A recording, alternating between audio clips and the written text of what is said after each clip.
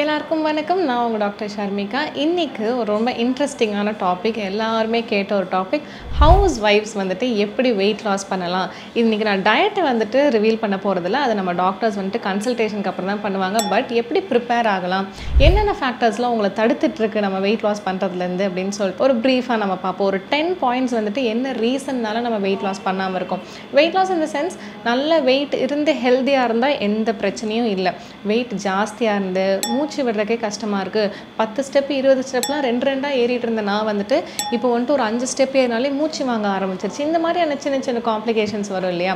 வெயிட்னால நமக்கு வர பிரச்சனைகள் ஏதாவது இருந்துச்சுன்னா மட்டும் அவங்களுக்கு வெயிட் லாஸ் எதனால நம்ம பண்ணலை, என்னென்ன ரீசன் அண்ட் எக்ஸ்கியூசஸ் நீங்கள் சொல்கிறீங்க, அண்ட் வந்துட்டு இப்போ வெயிட் லாஸ்க்குள்ளே போகிறோன்னா என்னெல்லாம் பண்ணி நம்ம வெயிட் லாஸ்க்குள்ளே போகலாம், என்ன ரூல்ஸ் அண்ட் ரெகுலேஷன்ஸ் என்ன, இதெல்லாம் தான் இன்றைக்கி பார்க்க போகிறோம். மொதல் விஷயம், என்ன எக்ஸ்கியூஸ் நம்ம கொடுக்குறோம், அதாவது நான் வந்துட்டு என் பேஷண்ட்ஸ் பார்த்ததுலேருந்து எடுத்த ஒரு கருத்து கணிப்பு தான் இது. ஸோ அதை நான் சொல்கிறேன். என்ன சொல்கிறாங்கன்னா, எப்பவுமே டயர்டாக இருக்குது, காலையிலேருந்து நைட் வரைக்கும் விடாமல் பார்க்குற ஒரே வேலை இந்த வேலை தானே, அதனால் நான் என்ன ஆனாலும் டயர்ட் ஆகிடுறேன் அப்படின்னு சொல்கிறாங்க. ஹவுஸ் ஒய்ஃபாக இருக்கிறது ஒரு ஃபுல் டைம் ஜாப் தானே. ஸோ ரெண்டாவது வந்துட்டு, என் ஹஸ்பண்டோ இல்லை என்னோட குழந்தைங்களோ வீட்டுக்கு வந்ததுக்கப்புறம் தான் நான் நைட் ஃபுட்டை எடுப்பேன் அப்படிங்கிறது. அதாவது ஒரு 10:30 மணிக்கு 11 மணிக்கு 12 மணிக்கு கூட வீட்டில் இருக்கிற ஆளுங்க வந்து சாப்பிட்டாங்கன்னா அது வரைக்கும் வெயிட் பண்ணி அவங்க கூட சேர்ந்து சாப்பிடுவேன் நான். அதனால் அல்சர் பிரச்சனையோ, கேஸ்ட்ரிக் பிரச்சனையோ, இன்டைஜஷன் பிரச்சனையோ, இல்லைனா வெயிட் கெயின் ஆகிறதோ, அந்த மாதிரி வீட்டு வேலையே எனக்கு கரெக்டாக இருக்குது, நான் ஒர்க் அவுட் எதுக்கு பண்ணணும் அப்படிங்கிற மாதிரி. இப்போ நாங்களே வந்துட்டு வெயிட் லாஸ்க்கு வராங்களே, ஒரே ஒர்க் அவுட் அப்படியே ஒரு வருஷம் ஃபுல்லாக பண்ண வைக்க முடியாது. ஏன்னா ஹவுஸ் ஒய்ஃப்லாம் பண்ணுற அளவுக்கு நாங்கள்லாம் ஒர்க் அவுட் பண்ணிடுறோம். உங்களோட வேலைப்பளு ரொம்ப ஜாஸ்தி. ஆனால் மேக்ஸிமம் மெஷினரிஸ் வந்துருச்சு இல்லைங்களா நமக்கு எல்லாருக்குமே. மிக்ஸி, கிரைண்டரு, மாப்பு, ஆட்டோமேட்டிக்காக நிறைய விஷயங்கள் வந்துட்டு ரொம்ப கஷ்டப்பட்டு செய்ய வேண்டிய விஷயங்கள் இல்லைங்கிற மாதிரி வந்துருச்சு. இப்போ வீட்டு வேலை செஞ்சு நான் வந்துட்டு கரெக்டாக மெயின்டைன் பண்ணுறேன், இது வீட்டு வேலை அப்படிங்கிறது என்ன மாதிரினா இன்னும் கொஞ்சம் எக்ஸ்ட்ராவாக, எப்படி மிக்ஸி கிரைண்டர்லாம் இல்லாதப்ப நம்மளே ஆட்டாங்கல்லாம் ஆட்டுறதோ அம்மியில் அரைக்கிறதோ நமக்கு வேர்க்கும் இல்லையா அந்த ஒர்க்லாம் பண்ணும்போது. ஆனால் இப்போ பெருசாக இல்லை. அதே மாதிரி அந்த ஒர்க் பண்ணியும் நமக்கு வந்துட்டு அதே வெயிட் மெயின்டைன் ஆகுறது. ஏன் அப்படின்னா, நம்ம கம்ஃபர்ட் ஜோன் ஒன்று இருக்குது. இந்த வேலையை வந்துட்டு நான் டெய்லி பண்ணுவேன்ப்பா, இதுதான் நான் 10 வருஷமாக பண்ணிகிட்டு இருக்கேன், ஆனால் எனக்கு வெயிட் குறையல, அப்படி பண்ணக்கூடாது. ஒவ்வொரு மாதமும் வந்துட்டு ஒரு 5 நிமிஷம் எக்ஸ்ட்ரா பண்ணி உங்கள் கம்ஃபர்ட் ஜோனை விட்டு வெளியே போய் எக்ஸ்ட்ராவாக உடம்பு வலிக்கிற மாதிரி ஏதாவது ஒரு ஒர்க் அவுட் கொடுத்தா மட்டும்தான் உடம்புல இருக்கிற எக்ஸ்ட்ரா ஃபேட்டு, கொலஸ்ட்ரால் எல்லாமே கரைஞ்சி வெளியே வரும். சரிங்களா? ஸோ உங்களோட ரெகுலர் ஒர்க் வந்துட்டு உங்களோட வெயிட் லாஸ் பண்ண வைக்கும் அப்படின்னு நினைக்கிறது தவறு. ஸோ நம்ம ஒவ்வொரு மாதமும் ஒரு 15 நிமிஷம் எக்ஸ்ட்ராவாக வேறு ஏதாவது பண்ணணும். ஸ்ட்ரென்த் ட்ரைனிங் பண்ணுறதோ, ஹிட் எக்ஸசைஸ் பண்ணுறதோ, பிரமிட் மாதிரி ஒரு இன்டென்ஸ் ஒர்க் அவுட் பண்ணுறதோ, இந்த மாதிரி ஒரு புது விஷயத்தை நம்ம வச்சுக்கணும். ஸோ வீட்டு வேலை செய்கிறேன் அதுக்கே வெயிட் குறையணும்னு நினைக்கக்கூடாது. இனிமேல் நான் சாப்பிட்ருவேன் அப்படின்லாம் நான் சாப்பிடவே மாட்டேன், எல்லாத்தோட தட்டில் இருக்கிற மிச்சம் நான் தான் சாப்பிடுவேன், எனக்கு சோறு வேஸ்ட் பண்ணுறக்கே கஷ்டமாக இருக்கும் அப்படி. நம்ம உடம்பு என்ன டஸ்ட்பின், நான் எல்லாத்தோட மிச்சத்தையும் சாப்பிட்றதுக்கு நெவர். ஸோ அவங்கவுங்க மிச்சம் வச்சாங்கன்னா இருக்கட்டும். அதே மாதிரி நீங்களும் வந்துட்டு எல்லாம் சாப்பிட்டு அப்போ மிச்சமே இருக்காது, நான் கம்மியாக தான் சாப்பிடுவேன். கம்மியாக சாப்பிட்றதும் லெஃப்ட் ஓவர்ஸை சாப்பிட்றதையும் முதல்ல நிறுத்துங்க. நிறையா சாப்பிடணும், நல்லதாக சாப்பிடணும். இது ஒரு ரீசன் சொல்கிறீங்க. மேஜர் ரீசன் வந்துட்டு உடம்பு வலி. எனக்கு கால் வலி, எனக்கு கை வலி, எனக்கு முதுகு வலி, எனக்கு கழுத்து வலி. உடம்பு வலி வந்துட்டு கிட்டத்தட்ட ஒரு கல்யாணம் ஆகி இப்போ ஒரு 18 வயசுலேருந்து எல்லாத்துக்கும் கல்யாணம் ஆக ஆரம்பிக்குது, 35 40 வரைக்கும். ஸோ இந்த 18லேருந்து 40 வரைக்கும் நமக்கு வந்துட்டு ரொம்ப ரொம்ப யங் ஏஜ். ஆக்சுவலாக சொல்லணும் அப்படின்னா அந்த ஏஜில் வந்துட்டு உடம்பு வலி வருது அப்படின்னா அதை ட்ரீட் பண்ணுறதுக்கு ஒரு பெயின் கில்லர்ஸ் மாதிரி நம்ம போக வேணாம். எதனால உடம்பு வலி வருதுன்னு பார்த்து அதை ட்ரீட் பண்ணிவிட்டு, அதே மாதிரி உடம்பு வலியாக என்ன வலியாக இருந்தாலும் அந்த போனுக்கும் அந்த ஆர்கானுக்கும் நம்ம வந்துட்டு ஒரு ஒர்க் கொடுத்தா மட்டும்தான் அதில் இருக்கிற பெயினும் ரிலீஃப் ஆகும். கால் வலி இருக்குன்னு நடக்காமையே இருக்கிறதும், முதுகு வலி இருக்குன்னு குனிஞ்சு நிமிந்து வேலை செய்யாமே இருக்கிறதும் வந்துட்டு பெயினை இன்னுமே அக்ரவேட் தான் பண்ணும். ஸோ ஒரு ஃபிசியோதெரபிஸ்ட் கிட்ட போயும் அதை ரெடி பண்ணிவிட்டு நம்ம வந்துட்டு ஒர்க் அவுட் பண்ணுறதுக்கு ஸ்டார்ட் பண்ணுங்கள். உடம்பு வலியை வந்துட்டு ரீசனாக சொல்ல ஆரம்பித்தோன்னா எல்லாருமே உடம்பு வலின்னு உட்காந்துட வேண்டியதான். அடுத்து வந்துட்டு thinking, over thinking, only thinking and not executing. நம்ம நிறைய விஷயங்கள் பிளான் போட்டு வச்சுருப்போம், ஆனால் அந்த பிளானை வந்துட்டு இவங்க தடுத்துடுறாங்க, அவங்க தடுத்துடுறாங்க, என்னால் பண்ண முடியும்னு எல்லாத்தையும் மற்றவங்க மேலேயே பழியை போட்டுட்டு நம்ம அப்படியே எல்லா பிளானை மட்டும் போட்டு வச்சுக்கிறது. அதே ஒன்று கேட்டுக்கோங்க, நமக்கு ஒன்று வேணும் அப்படின்னா யாருமே அதுக்கு ரீசனாக, அதுக்கு ஒரு தடையாக இருக்கவே முடியாது. If we really want to do that. அவங்க பண்ண முடியலன்னு சொல்லிட்டாங்க, இவங்க பண்ண முடியல, அதுக்கு வந்துட்டு ஒரு ரீசனே சொல்ல முடியாது. நமக்கு வேணுங்கிறத நம்ம தானே எடுத்துக்கணும். அந்த மாதிரி இந்த ஓவர் திங்க் பண்ணி எப்படி சொல்கிறது, நான் வெயிட்டை குறைஞ்சிட்டு எல்லாருமே என்னை பார்த்து இந்த வயசில் வெயிட் குறைக்கணுமா அப்படின்னு கேட்டுருவாங்களோ, இல்லைனா இந்த மாதிரி ட்ரெஸ்லாம் நீ போடணுமான்னு கேட்டுருவாங்களோ. அப்படி இல்லைனா ஒரு மாதத்தில் 7 kgs குறைச்ச எங்களோட பேஷண்ட்ஸ்லாம் என்ன சொல்லுவாங்கன்னா, நான் அப்படியே சொங்கி போயிட்டேன்னு சொல்கிறாங்க எங்கள் வீட்டில். நீ வந்துட்டு சாப்பிட்ற சாப்பிட்றதே இல்லை அப்படின்னு சொல்கிறாங்க. நான் சொல்லுவேன், நீங்கள் சாப்பிட்றதே இல்லைன்னு சொல்லாதீங்க, நல்லதாக சாப்பிட்றேன் அப்படின்னு சொல்லுங்கள் அப்படின்னு நான் சொல்லுவேன். ஸோ அந்த மாதிரி சுற்றுச்சூழலில் யாராவது ஏதாவது சொல்லிடுவாங்கன்னு திங்க் பண்ணி அந்த ப்ராசஸ்க்குள்ளேயே போகாமல் இருக்கிறது ஒரு மோசமான விஷயம். அதே மாதிரி இந்த உடம்பு நான் ஏன் வெயிட் லாஸ் பண்ணணும், அதான் 2 குழந்தைங்க பெற்றுட்டோம்ல, இந்த உடம்பே போதும் அப்படின்னு சொல்லிட்டு பழகிடுறது. நோ, நம்ம ஹெல்த் வந்துட்டு ஒவ்வொரு நாளும் பெட்டராக மட்டும்தான் நம்ம ட்ரை பண்ணுமே தவிர்த்து போதும் அப்படின்னு சொல்லிட்டு விட்டுறாதீங்க. இப்போ 6 பேக்ஸ் வச்சுக்கிறவங்களும் என்ன பண்ணுவாங்க, போதும்லாம் விட்டுற மாட்டாங்க. அதை மெயின்டைன் பண்ணுறதுக்கும் அதை இன்னுமே என்ஹான்ஸ் பண்ணுறதுக்கு என்ன பண்ணணுமோ, ஸ்கின் ஷைனிங் கொண்டு வரதுக்கு, முடி நல்லா வளர்கிறதுக்கு ஒவ்வொரு நாளும் ஒர்க் பண்ணிட்டு தான் இருப்பாங்க. ஸோ இந்த போதும்டா இது போதுங்கிற மாதிரி எதுவுமே வச்சுக்காதீங்க. டைம் இல்லை அப்படின்னு சொல்கிறது எல்லாரும் சொல்கிற ஒரு விஷயம். ஹவுஸ் ஒய்ஃப்க்கு உண்மையாலுமே டைம் இல்லை. நம்ம 4 மணிக்கே காலையில் எழுந்திரிக்கணும், 7 மணிக்கு பிள்ளைங்களை கிளப்புறோம். அதே மாதிரி நம்ம நைட்டு தூங்க போகும்போதே வந்துட்டு என்ன காலையில் சமைக்கலாம் அப்படி இப்படின்னு சொல்கிறது. இந்த டைமை வந்துட்டு ஒரே ஒரு விஷயம் பண்ணி நம்ம வந்துட்டு ரெடி பண்ண முடியும். என்ன அப்படின்னா, ஒரு 1 வீக்கோட பிளானை ஒரு ஹாஃப் அன் ஹவர் உட்காந்து எழுதிடுங்க. இந்த 1 வீக்குக்கு வந்துட்டு இதை தான் சமைக்கணும், அதை சமைக்கணும்னு சொல்லிட்டு எழுதிட்டோன்னா அந்த யோசிச்சுட்டு தூங்காமல் இருக்கிறதுனால காலையில் லேட்டாக எழுந்திரிக்கிறது, இந்த விஷயங்கள்லாம் வராது. டக்குன்னு வந்தோமா, செஞ்சோமா, முடிச்சோமா சொல்கிறதுக்கு ஈஸியாக தான் இருக்கும். ஆனால் நீங்களும் பண்ண ஈஸியாக ஆகிடும். அதே மாதிரி ஒரு 10 மணிலேருந்து ஒரு 2 மணி 3 மணி வரைக்கும் நம்ம கொஞ்சம் லெஷர் டைம் கிடைக்கும். அந்த லெஷர் டைமை நல்லா யூஸ் பண்ணிக்கோங்க. தூங்காதீங்க. இதெல்லாம் வந்துட்டு எக்ஸ்கியூசஸ் அண்ட் ரீசன்ஸ். நம்ம வந்துட்டு நான் ஒரு வெயிட் லாஸ் சொல்லும்போது இதெல்லாம் தான் சொல்லியிருக்காங்க. இன்னும் நிறைய விஷயங்கள் இருக்கலாம், தெரியல. இப்போ வந்துட்டு என்ன மாதிரியான ரூல்ஸை நீங்கள் ஃபாலோ பண்ணணும். இப்போ ஒரு வெயிட் லாஸ் ஜர்னிக்குள்ளே நான் போகணும்னு நினைக்கிறேன், என்னை மோட்டிவேட் பண்ணுங்க அப்படின்னு சொன்னீங்கன்னா நான் சொல்கிறது கேளுங்க. ரூல் நம்பர் 1, நம்மளை வந்துட்டு இந்த வெயிட் லாஸ் ஜர்னியில் மட்டும் ஒரு ஸ்ட்ரீட் டாக் மாதிரி கன்சிடர் பண்ணிக்கணும். ஃபார் எக்ஸாம்பிள், நம்ம வந்துட்டு தெருவில் ஒரு நாய் போகுதுன்னு வச்சுக்கோங்களேன். கண்டதையும் சாப்பிடும், நடக்கும், பிஸ்கெட்டு அது இது நம்ம என்ன போடுறோமோ அதை சாப்பிட்டு என்ன பண்ணுது, மூமெண்ட்லேயே இருக்குது. எந்த ஒரு தெருநாயும் வந்துட்டு குண்டுன்னு கொலுன்னு நம்ம பார்த்ததே இல்லை நம்ம ஊரில். கரெக்டுங்களா? எல்லாம் சிக்குன்னு அழகாக ஒரு எக்ஸ்ட்ராஸ் அதை கூட இல்லாமல் அவ்வளோ அழகாக சுற்றிட்டு இருக்கோங்க. எதனால்? மேக்ஸிமம் வந்துட்டு ஒரு மேஜர் ரீசன் மூமெண்ட் மட்டும்தான். அது என்றைக்குமே ஒரு மூமெண்ட்டில் இருக்குது. நம்ம கிட்ட இருக்கிற ஒரு ட்ராபேக் என்னது, மூமெண்ட்டே இல்லாதது மட்டும்தான். ஸோ ஒரு விஷயம் நம்ம என்ன தப்பு பண்ணிகிட்ருக்கோம், ஒர்க் அவுட் பண்ணுறோமோ இல்லையோ, இந்த மூமெண்ட்டில் எப்போவுமே நம்ம இருந்தோம் அப்படின்னா அது வெயிட் லாஸுக்கு ஒரு பெரிய தூண்டுகோலாக இருக்கும். 2வது ரூல் வந்துட்டு எதுக்கு அப்படின்னு நினைக்கிறது தப்பு, ரொம்ப தவறு. எதுவாக இருந்தாலும் ஒரு டிரான்ஸ்ஃபர்மேஷன் கொடுத்துட்டே இருக்கணும். இப்போ நான் இந்த வீடியோ இப்போ போடுறதுக்கான மெயின் ரீசனே வந்துட்டு ஆகஸ்ட் வந்துருச்சு. August, September, October, November, December 5 months நம்ம அடுத்த வருஷத்துக்கு போகிறதுக்கு. ஸோ ஒரு 2024க்கு போகும்போது ஒரு டிரான்ஸ்ஃபர்மேஷனோட போவோமே. ஏன் நம்ம இந்த கடைசி மாதம் வரைக்கும் வெயிட் பண்ணணும், அப்படின்னா 2024 வரைக்கும் வெயிட் பண்ணோம். கரெக்டாக இந்த 5 மாதம் ஆகஸ்ட் 1 ஸ்டார்ட் பண்ணோம் அப்படின்னா 5 monthsக்கு அப்புறம் அப்படியே ஒரு புது வெர்ஷன் ஆஃப் யோர் செல்ஃபை பார்க்கலாமே அப்படிங்கிறதுக்காக தான் இந்த வீடியோவே போடுறேன். ஸோ இந்த எதுக்கு அப்படிங்கிற ஒரு விஷயத்தை தூக்கி தூர வீசிடணும். அதே மாதிரி நம்மளோட உடம்புக்கு ஒரு ரூல்ஸ் இருக்குது. இப்போ ஒரு மிக்ஸி வாங்குகிறோம், கிரைண்டர் வாங்குகிறோம், இல்லை ஒரு வாஷிங் மிஷின் வாங்குகிறோன்னா ஒரு 2 years வாரண்ட்டி இருக்கும். நீங்கள் என்ன வேணாலும் பண்ணுங்கள், 2 வருஷம் நல்லா தான் இருக்கும். ஆனால் 2 வருஷத்துக்கு அப்புறம் சர்வீஸ் பண்ணணும். நம்ம அந்த விஷயத்தை நல்லா பார்த்துக்கிட்டா மட்டும்தான் அது கொஞ்சம் உழைக்கும். அதே goes with the human body also. ஒரு 70s 80s 90s கிட்டாக இருந்தோம்னா நம்ம பிறந்தப்போ மேக்ஸிமம் நம்ம நிறைய விஷயங்கள் சூரியனோட நல்ல கான்டாக்ட் வச்சுருப்போம். அதே மாதிரி அந்த காலத்தில் குட் ஃபுட் நமக்கு நிறையா கிடச்சிட்டு இருந்தது, நம்ம இல்லை தவிர்க்கவே முடியாது.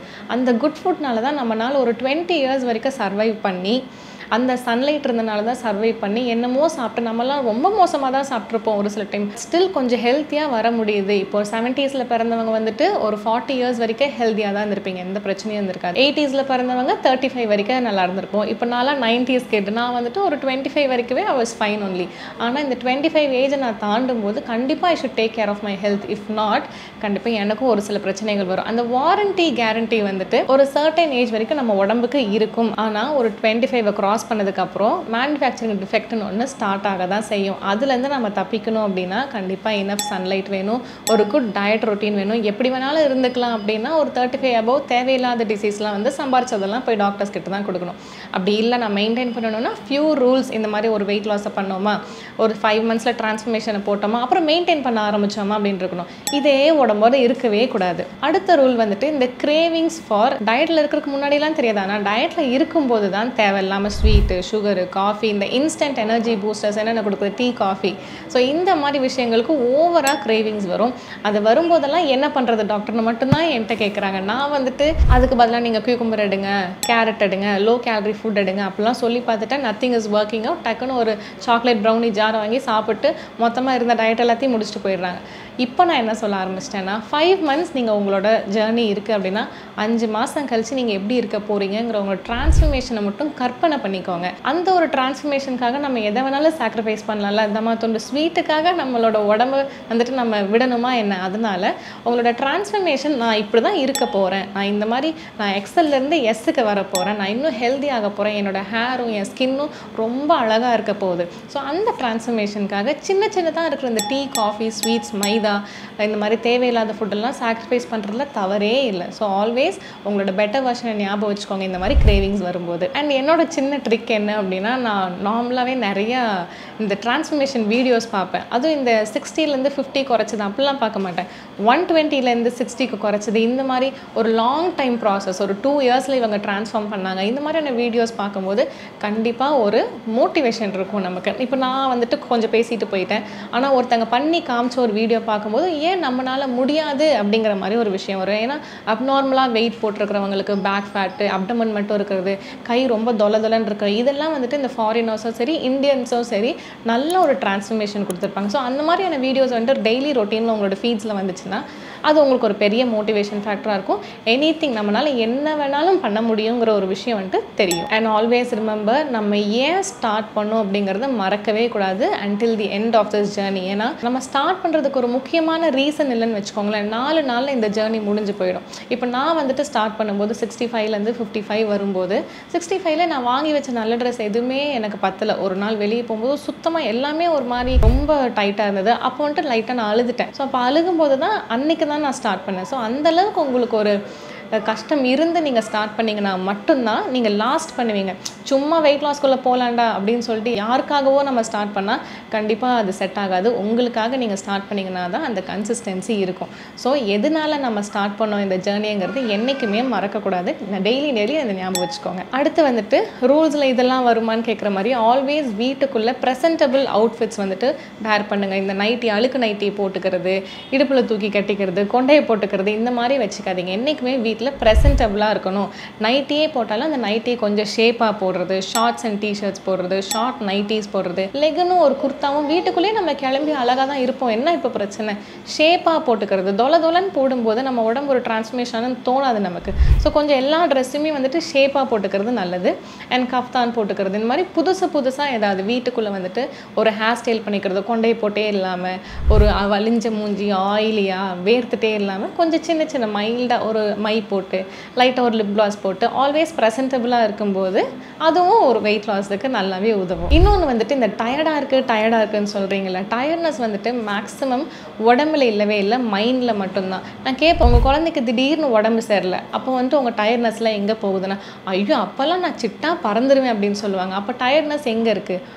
மைண்டில் தானே இருக்குது. ஸோ நமக்கு ஒரு விஷயம் வேணும் அப்படின்னா என்றைக்குமே நம்மளால் ரொம்ப ஆக்டிவாக இருக்க முடியும். அந்த விஷயம் இம்பார்ட்டண்ட் இல்லைன்னு தோணும் போது தான் டயர்ட்னஸ் ஒரு ரீசனாக வருமே தவிர்த்து, அந்த விஷயம் இல்லைன்னா நம்மளால் ஒன்றும் பண்ண முடியாதுன்னு தெரிஞ்சால் மைண்ட் வந்துட்டு உங்களை லேசியாக வைக்காது. ஸோ டயர்ட்னஸை தூக்கி போட்டுருங்க. அதே மாதிரி இந்த வெயிட் லாஸ்னாலே ஸ்டார்டிங் எடுத்தோன்னே இந்த வாக்கிங், நம்ம என்ன 60 வயசா இல்லை 70 வயசா, நான் அவங்களையே ரொம்ப யங்காக இருக்கீங்கன்னு தான் நான் சொல்லுவேன். ஆனால் இந்த 6 to 40 இருக்க 6 வயசுலேருந்து 40 வயசு வரைக்கும் இருக்கிறவங்க வந்துட்டு இந்த குழந்தைய பெற்றுட்டாலோ இல்லைனா ஒரு 25 to 35 இருக்கிறவங்க வந்துட்டு வயசாயிடுச்சு வாக்கிங் போயிட்டுருக்கேன், வாக்கிங் எல்லாம் போகக்கூடாது, ஜாகிங் போங்க. மைல்டாக ஒரு 10 days நம்ம வாக்கிங் ஸ்டார்ட் பண்ணலாம். ஆஃப்டர் ஸ்ட்ரெச்சஸ் வாக்கிங் முடிச்சோடனே நார்மல் ஸ்ட்ரெச்சஸ் பண்ணி முடிக்கலாம். ஆனால் ஒன்ஸ் ஸ்டார்ட் பண்ணதுக்கப்புறம் கொஞ்சமாக 5 minutes walking, 1 minute jogging, 5 minutes walking, 1 minute jogging, அந்த ப்ராசஸை வந்துட்டு கொஞ்சமாக என்ஹான்ஸ் பண்ணணும். வாக்கிங்கே நான் 10 வருஷமாக போகிறேன், எந்த ஒரு டெவலப்மெண்ட்டுமே இல்லை, அதெல்லாம் சொல்லக்கூடாது, சரிங்களா? ஸோ உங்களோட ஒர்க் அவுட் ரொட்டீனை கொஞ்சமாக உங்கள் கம்ஃபர்ட் ஜோன்லேருந்து வெளியே கொண்டு வாங்க. And last but never the least, நிறைய பேர் வீட்டில் வந்துட்டு இந்த வெயிட் ட்ரைனிங் அப்படிங்கிற ஒரு விஷயம் நம்ம பண்ணுறதே இல்லை. சும்மா அங்கங்கே இடுப்பாட்டிட்டு கையாட்டிட்டு காலாட்டிட்டு நம்ம வாக்கிங் போயிட்டு இப்படியே முடிச்சிடுறோம்.